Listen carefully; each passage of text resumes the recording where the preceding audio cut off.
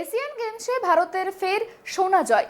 শুটিংয়ে গর্বের দিন ভারতের। মহিলাদের 25 মিটার দলগত পিস্তল ইভেন্টে সোনা জিতল ভারত। এশিয়ান গেমসের চতুর্থ দিনে চতুর্থ সোনা ভারতের ঝুলিতে।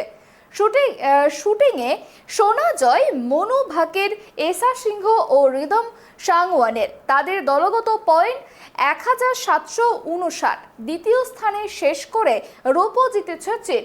এশিয়ান গেমসে সোনা ঝোড়া দিন ভারতের। শুটিং থেকে এলো দ্বিতীয় সোনা।